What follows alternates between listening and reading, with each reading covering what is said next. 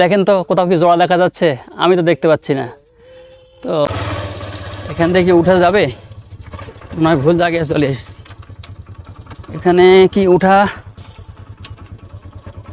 হ্যাঁ, বাইকের চাকার যেহেতু ছাপ দেখা যাচ্ছে তাতে বোঝা যাচ্ছে যে এখান দিয়ে উঠা সম্ভব হবে। আর আমি একটু পরীক্ষা করবই। হ্যাঁ বাবু, তুমি রাগ করো না। হ্যাঁ, কারণ তোমাকে নিয়ে আমি বান্দরবন যাবো, তো সেজন্য তোমার পরীক্ষা নিচ্ছি যে তুমি পারবা কিনা। তুমি যদি রাগ করো আর তুমি যদি ফেল করো তাহলে কিন্তু তোমাকে নিয়ে বান্দরবন যাব না, ঠিক আছে? সেজন্য তুমি রাগ করো না। তোমাকে ইনশাল্লাহ একটু কষ্ট করে পরীক্ষা দাও, পরীক্ষায় পাশ করলে তোমাকে অনেক সুন্দর সুন্দর জায়গা দেখাবো।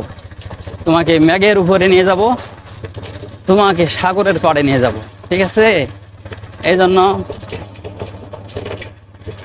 তোমার উচিত একটু ধৈর্য ধারণ করা আর আমার দর্শকদেরকে খুশি দেওয়া, আনন্দ দেওয়া। স্যার ভালো আছেন?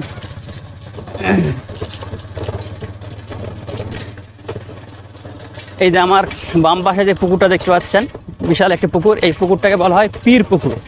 মানে এখানে একজন সম্মানিত পীর ছিলেন, উনি এই পুকুরটা ব্যবহার করতেন, এই কারণে এই পুকুরের নাম হয়ে গেছে পীর পুকুর, মানে পীরের পুকুর, ঠিক আছে? আর ডান পাশে দেখতে পাচ্ছেন ওই পীর সাহেবের মাদ্রাসা, মাজার আছে এখানে।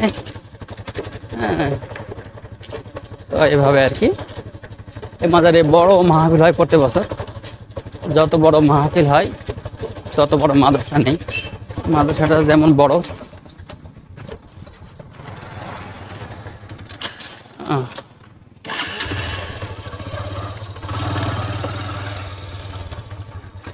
এই যে গাছগুলো মহুয়া গাছ বলে, দেখেন আপনারা, অনেক পুরাতন, অনেক বড়, অনেক মোটা মোটা।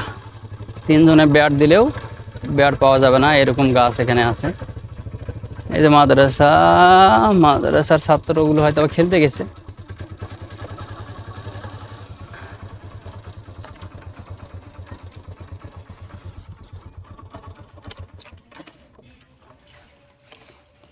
এখানে আপনাদেরকে আমি একটা গাছ দেখাবো, যে দুইটা গাছের একটা ডাল।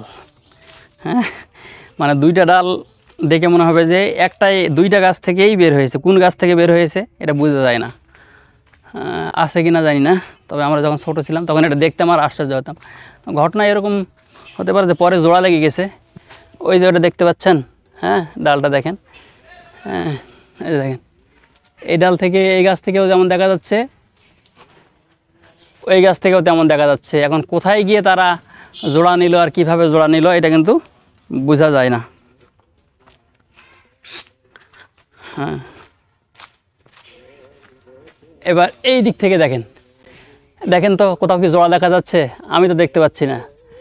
তো এরকম আর কি সিচুয়েশন। এটা কি অলৌকিক কোনো জিনিস নাকি সাধারণভাবে আমরা যেমন কলম করি সেরকম কেউ ঘটিয়েছে জানি না। তবে খালি চোখে দেখে এটাকে বোঝার কোনো উপায় নাই যে কার ডাল কোথায় গিয়ে অ্যাডজাস্ট হয়েছে, কোথায় গিয়ে জয়েন হয়েছে। হ্যাঁ, দুই ভাই, একজন আরেকজনের সঙ্গে হাত ধরে দাঁড়িয়ে রয়েছে, দুই ভাই বা দুই বন্ধু।